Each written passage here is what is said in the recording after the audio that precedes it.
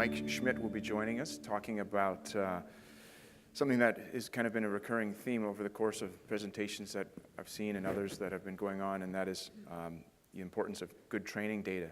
So Mike is a director of software engineering at AMD.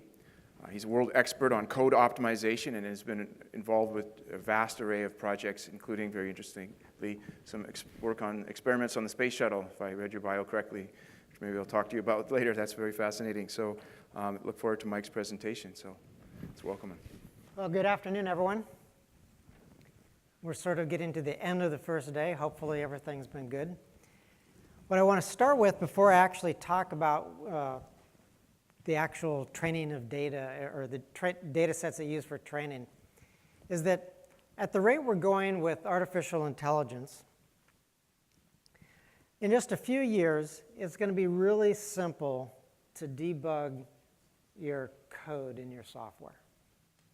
And what I mean by that is not that it's going to get easier to debug code in your software, it's that debugging your data is going to get so difficult that you're going to think debugging code is easy. And so I've got a lot of good examples to show you. And before I show you any of the examples, I want to stress that every picture that I'm showing is a real natural photograph. None of them have been doctored. None of them have been generated with some adversarial network or something like that. So here's what I'm going to do. I'm going to sort of do some introductory material. I'm going to show you some statistical results on the testing that I've done. And I'm going to show you some guidelines for good data set construction. And then I'm going to show you a bunch of examples. And if that's not enough, if you download the slides afterwards, there's like another dozen slides after that I'm going to show that I won't have time to show that you can go through and have fun showing to all your colleagues. So to start with, what I'm talking about in this presentation, but it's not limited to this, is I'm talking about image classification. So image classification is where you take a single image and you ask the neural net what is in this image, and what you'll get back is, I'm showing on the right-hand side, the ground truth is on the top. There's the top 5 categories. There's a confidence number that the network returns. Okay, object detection, for example, is sort of the next step after this, and that's what I'm not talking about in this session. So object detection actually draws bounding boxes. So this is even simpler than that. So probably the reason that we're all here, right, all stems back to this ImageNet competition that was started about 10 years ago. And about 6 years ago is when all of a sudden deep learning was brought into the ImageNet competition, and that was 2012, and there was a sudden jump, right, in efficiency or a drop in the error rate, and then it's continued on from there. And you can see that sometime around there, one of the guys involved in it trained himself and tried to see how good was a human, and so that one data point is what that human is there. And I'm not really sure if that's accurate. I think we're selling humans a little bit short. But you can see that we've progressed past that, and we think that we're a little better than that now in neural nets. But I'm going to show you some examples that may question that. So just to get started here, to make sure we're all understanding some of the terminology, I'm going to explain in a hand-wavy kind of way underfitting and overfitting. So if you have some data set and you've got 2 different objects and you're trying to recognize the difference between the green dots and the red dots, you can draw a line there, and that's a good way to fit the data. But if the data gets a little more fuzzy and not as clear-cut, the same line is not going to give you an accurate representation. So you've basically underfit. You didn't train properly. Now, if you overfit, you're basically drawing a line that just goes around every dot, and you're basically memorizing the data. And if the data is a little bit different than this, you're going to miss. And so this is not a good solution. This is overfitting. You're basically teaching to the test, right? You're actually just doing something that's just not right. You can see you're just wandering around through the data points. But a proper fit is some realistic separation of the data. You might not exactly hit every point, but you've got a simple, elegant solution. And that's what we're really trying to get with deep learning. So what I did is I took labeled images that are not part of the ImageNet database. The ImageNet database, by the way, has like 15 million images in it. I took my own data set, which has about a little over 9,000 images, and I ran them through a number of the different models. And in this case, you can see in the lower right, it says Inception v4. We've also tried VGG, ResNet, and a number of other of the models that are typically the winners of ImageNet. And I looked at what images were correctly detected and which images weren't.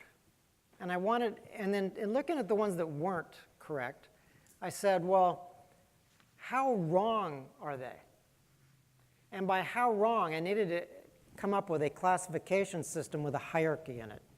So the hierarchy, and I'll show it to you in a future slide, the hierarchy basically is telling you, is it an animal, a plant, is it some kind of a kitchen appliance? And then the hierarchy goes all the way down until you actually get to the actual object. So if you're only off by one level in the hierarchy, that's a pretty close determination. You might say that it's a certain breed of dog and you're wrong, it's a different breed of dog, but you didn't say it's a dog, but it's actually a fork. Okay.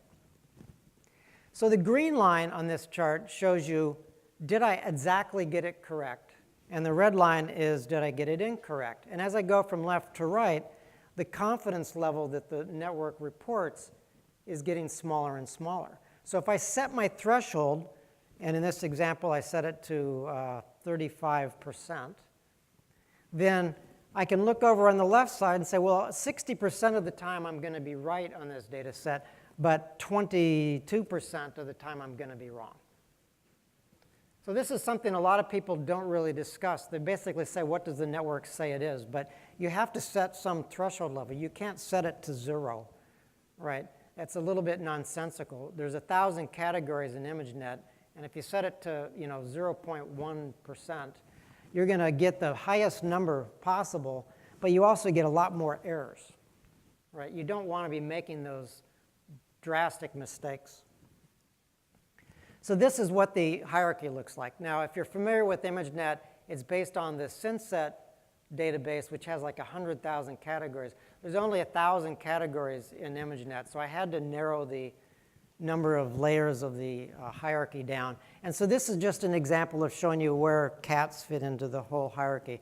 So this entire hierarchy is essentially built into our testing system. We didn't have to do anything to actually include this. We just find what the ImageNet models say the answer is, and then we look in the hierarchy to see where it is. If we do that and we say, oh, we just want to say, did I get the top level of the hierarchy correct? Did I guess plant, animal, and those other categories correct? You can see I have a much wider range of correctness here. The top line goes up to 90-something%, which is what all the ImageNet results basically match to. But you can see the number that I get wrong is really small, right? I'm down at like 7 or 8% wrong. So that's telling you that the machine is really good at getting that top level of the hierarchy correct. It's not mistaking, dogs for forks or something. This graph, a little complicated. You might want to look at it in the slides later. This shows every level of the hierarchy. So you can see I have level 1 through 6, right? And all the ones up on the top are the correct parts, and the ones on the bottom are the incorrect. And so you can see the widest range is level 1, and then it goes level 2, 3, 4, 5, 6. And level 6 is the actual exact ground truth classification. So you can see you can depending on what your application is, you could actually use this and not really care too much if you get the correct kind of cat or the correct kind of dog, or is it the right butterfly? And you can get different levels of correctness on here.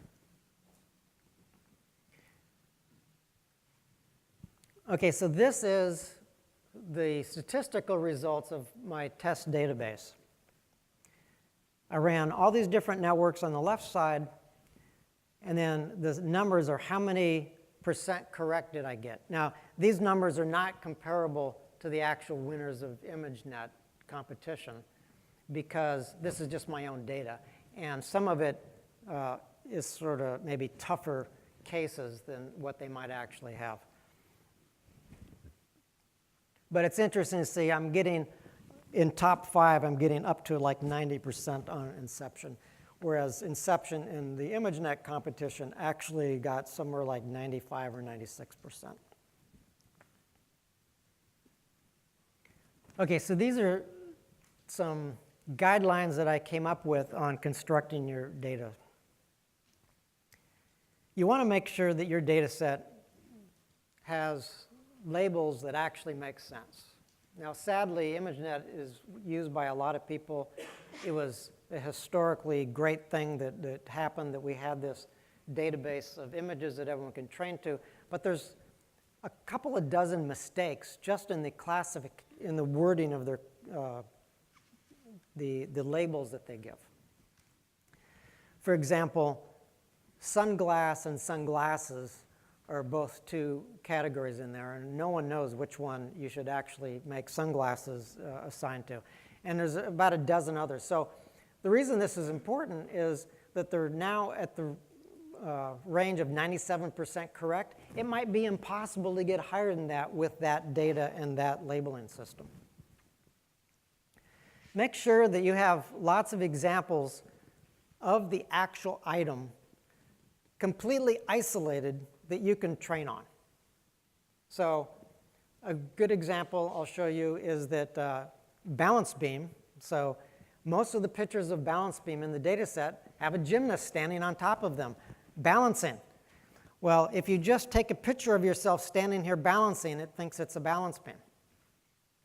Okay, so you don't want your data to be too polluted like that. Now, that doesn't mean you don't want any pictures with a gymnast on it, but you want to have enough on it that have no gymnast so that you can isolate the difference between them. Now, putting bounding boxes and going to that other kind of detection actually helps solve that problem, but in pure image classification, that's an issue. The other thing is you want to make sure that things that have unique characteristics actually are in some of your photos. I have a bunch of pictures of rattlesnakes, and believe it or not, they rarely get detected, even when you can see the rattle, right? So there's just not enough data that shows what's unique about a rattlesnake compared to other snakes for it to actually really work well. That could be a problem if you're actually trying to use computer vision to stay away from rattlesnakes, because it's going to say it's some, non-venomous snake instead.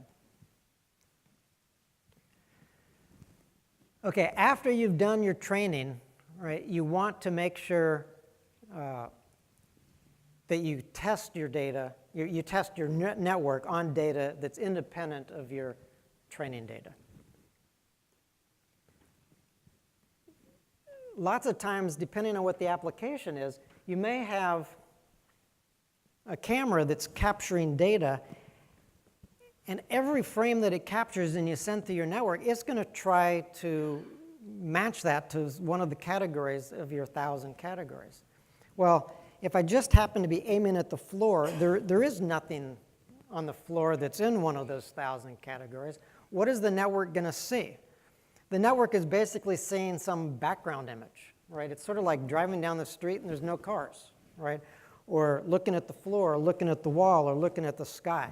You really need to have a data set that has those things in it so that it sees nothing, it's actually really seeing sky, and it can identify it as sky or floor or something else.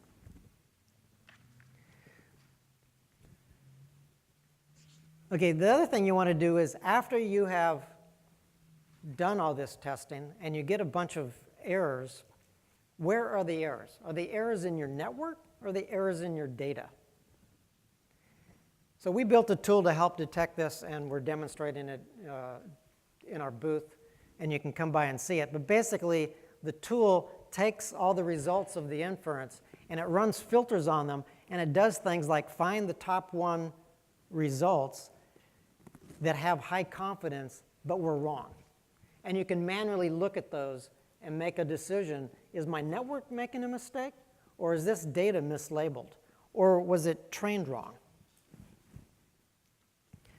A really good example of this is taking a picture of grass. So in grass, there is no category of grass in the ImageNet data set. But there's plenty of things that you commonly see on grass, like soccer balls, croquet balls, baseballs, different objects like that. So if you just take a picture of grass, what does the network see? It sees a soccer ball, or it sees a baseball. Okay, sometimes with a really high confidence level, which means you didn't train the network on things like soccer balls, not on grass. Ping pong paddles, that's a really good one.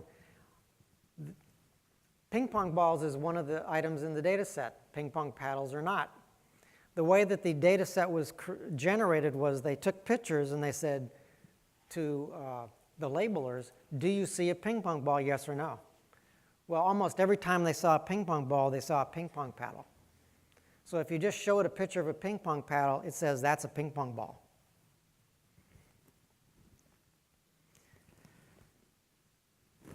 Okay, so now into some of the fun examples. This is an antique store. I took a picture of some 33 1/3 RPM LPs. I have to say that because I showed this to some people that, at my work, and they're younger, and they didn't know what these things were. But amazingly, it thinks it's a CD player. Now, it's amazing that they both have music on them and that it made this mistake. But apparently, the only thing I can figure out is a lot of the pictures of CD players had pictures of record players in them with a record on it. And they somehow, by association, it got that.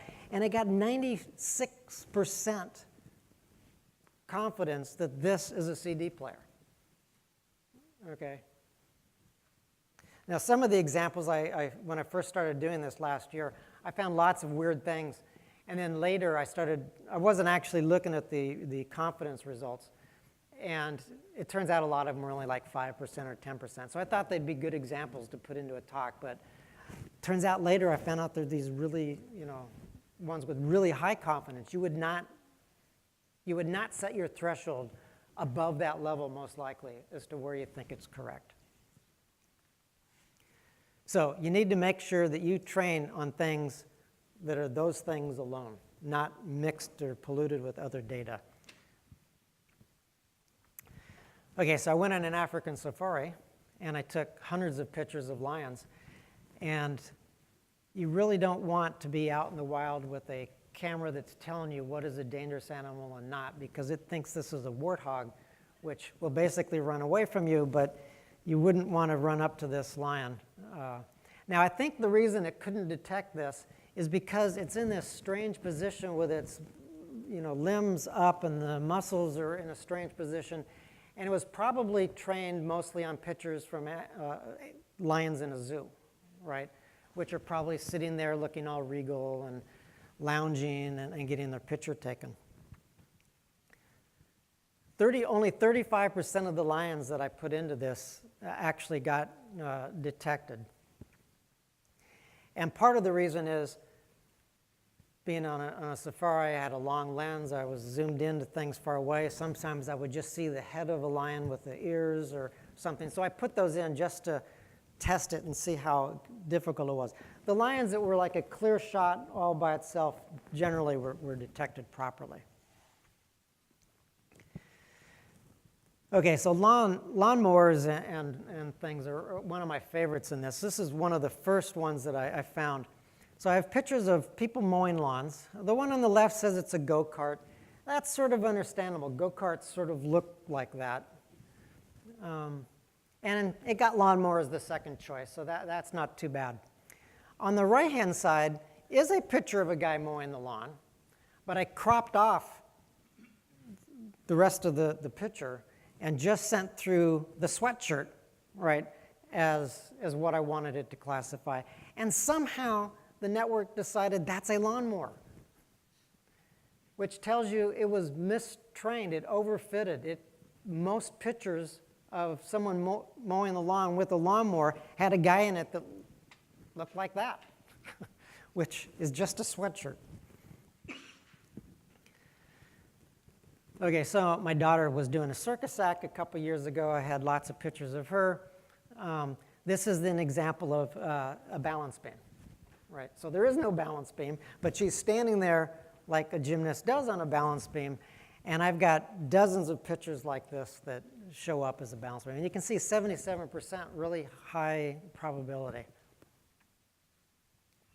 Probably it got amplified by the fact that there's two gymnasts in this picture, and they're both doing poses that you might see on a balance beam, so it sort of multiplied the effect.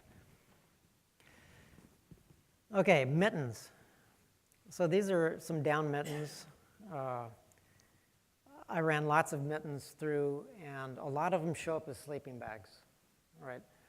Now, clearly, you don't want to pack your equipment for camping based on computer vision. Okay, these are tigers in a zoo. And the one on the left is really strange because most of the tigers actually got detected correctly. This one sitting in that shady spot, for some reason, just did not show up correctly. The one on the right is interesting because those are tiger cubs in an incubator right at a zoo, and there's a piece of glass over the top of them. And the network is really good on picking up on the subtle details of things like glass. And so, that's why photocopier shows up there, right? The reason that tray shows up is just it's got some straight edges there probably. So that one was admittedly extremely difficult. Okay, socks are a good one. Every picture of a sock that was on a person's foot was detected properly. But when I took the socks off, right, and just took a picture of them, you can see the results were not too good. This is important if you're going to build a robot, for example, to fold laundry. You want to know the difference between a sock on a person and a sock off of a person, and a sock that's being folded up, or a sock that's on a rack at a store. They all look different. They don't look anything like each other.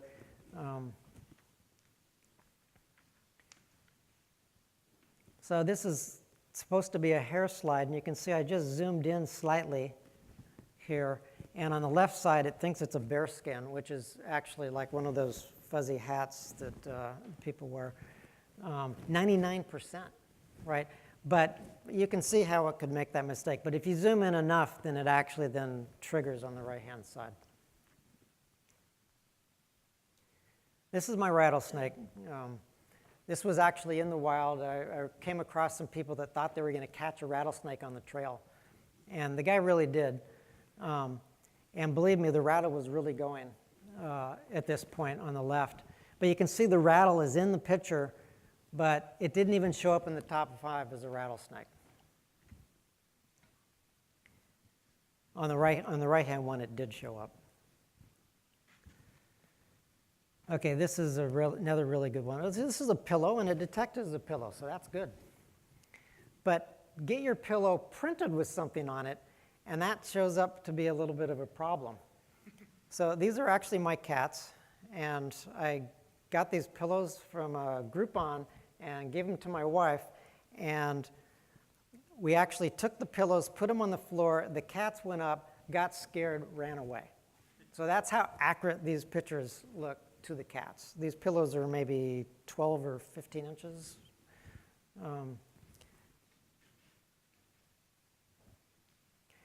Okay, so Navy ships are not in the data set except for an aircraft carrier. So this is a bit of a problem because when it sees something that's sort of like an aircraft carrier but not, the only thing it can assign it to is aircraft carrier. But of course, the main characteristic of an aircraft carrier is it has a flat top. So there's no real way to try to force a neural net to learn the most important characteristics. So this is maybe something that's, someone could do some further research on how to actually do that. It didn't even, the only other things that it thought it might be here were other things with water, right? So, of course, if you want to do addition and subtraction, you go to the grocery store and use your oranges as an abacus. This is a really odd one that I have. Somebody had a goofy mailbox. I took a picture of it. It thinks it's a street sign, which is actually a really good guess. So that's a good one. Golf balls, it finds real easy. But take a picture of a driving range, and it sees a killer whale. Okay. This is so odd that I went back to this golf course 3 different times on 3 different days with different arrangements of balls and took pictures, and every single time one of them showed up as a whale or a killer whale. So come see me if you want to do some research on these pictures. I'll let you see what they are. Okay, this is sort of the winner of my test here. The safety pin on a plainish, textured background shows up as a really high confidence. It's a safety pin. The one on the right, it actually went to the full number of digits of floating point 32, 100% that was a paper clip, or a safety pin. So, things that we should consider for future work. We need better metrics on evaluating how good a neural net does than just the simple, did it get it right or not, and is it in the top 5 or not. You really need to actually judge it based on, what is the confidence that it was correct, and if it didn't get it correct, you don't just get 0 credit, right? It should be like a test you take, and if you get a wrong answer, you get negative points, right? So if you get something wrong way outside the hierarchy of where that object is, you should get points subtracted. Seeing killer whales on a golf course is not going to make people confident that cars can drive down the street by themselves, right? We need better tools for creating and cleaning large data sets. So a lot of there's this philosophy that bigger data sets are better, and that's true, except when the bigger data sets have lots of errors and it's so big that no one can go fix it. So when you create your data sets, try to make them good from the beginning, because that will serve you well, because who knows who's going to be using this data set 3 years, 5 years, 10 years in the future. Conclusion here, pretty much what I just said. We need better data sets. We need your classification system of your data set to be good and carefully constructed, because you don't want these wildly wrong errors, right, making people have a lack of confidence in our products. Here's some links that might be some useful resources for you. The Embedded Vision Alliance has some good works on this. At AMD, we have GPU Open, which everything is open source, that talks about a lot of things to do with machine learning. We have training, we have inference, we have lots of hardware and software products. You can come see us in our booth. We're hiring.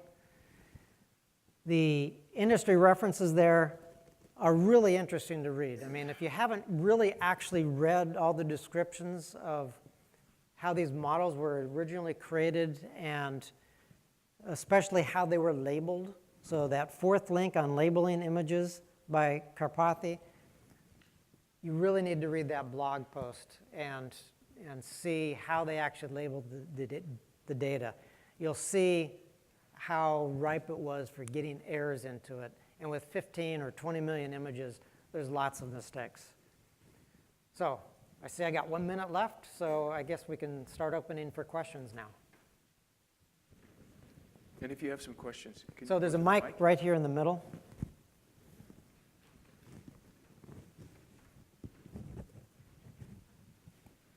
Okay, so I see sometimes, for instance, in person re-identification that people add unclean pictures in the training data set with like a lot of occlusions and so on to make it more realistic compared to how the detector would in real life, in a real application would handle it. Do you recommend that or not? Well, yeah, you still need that. Okay, what I'm saying is you don't want the large majority of your images, for example, of balance beams, to all have somebody on it, because the network is just going to learn that they're the same thing or they go together, right? Or you don't want every picture of a soccer ball to be on grass, right? So you can have pictures that are on grass or they're occluded. Maybe you have a picture and there's a person's foot blocking the view of part of the soccer ball. You want all those things because you want the network to learn and be robust, right? You just don't want things to be exclusively that. Yeah. And what about the pillow? How would what is the right approach there? Because I mean, you probably can't teach it to see the 3D character of the pillow, or would you like to throw in a lot of pillows with 1,000 different pictures from all the classes of ImageNet to make it robust? Yeah, so I think what you have to do is you have to actually probably, and this is a huge task, is you've got to label your images in a way that you can have multiple groups of the same category. So you could have balance beam pictures with only the balance beam with people, balance beams occluded, and other things. And then run training on different mixes of those things and find out where the proper balance is between those different things. Because if you just trained on iconic pictures of things like marketing information, then as soon as you have it occluded or you have something else in it, you're going to not do well. But it's a little bit theoretical problem of the definition of what is the right thing, because I would be happy to say there is a cat in that picture as well as a pillow. Maybe you should allow for more than one ground truth class at the same time, things like that. Yeah, so it's really difficult when the things that you're testing for are essentially the same object. Like if they're separate, you can bounding box them and separate them. But if they're the exact same thing, it's hard to say that it's a cat or a pillow. You would really want to have another category of a picture of a cat on a pillow. And the network would learn that. But can't you say it's both a cat and a pillow? Or well, actually, yes, you can. So for example, mailbox in the ImageNet category includes both post office mailboxes and personal mailboxes. Now, they're nothing like each other, but they used one word in one category for both of them, and the network was able to learn that both those things qualified as a mailbox. But then can you keep the pillow class clean and the cat class clean if you also, when they occur together, you use the ground truth says they're both at the same time? Does that make sense or not? It doesn't make sense the way neural nets generally work. You would have to create a new category that say it's a combination one and have it learn that separately. So yeah. I think we're over time here, so okay. we're going to, let's thank Mike for a great presentation. If you got some more questions for him, hopefully you'll be able to stick around. Okay. So yeah, I'll be in the back, and you can talk to me more there. What struck me interesting about your presentation as we transition is I worked for a company where we were promoting our ability to deliver embedded vision solutions for them, and their key metric was confidence and convergence time. So I have to really think about that, given what we've seen here with your killer whale example and so forth. I can give you a 95% confidence in a killer whale, or in a killer whale, which is really golf balls. So it really gives a lot of food for thought.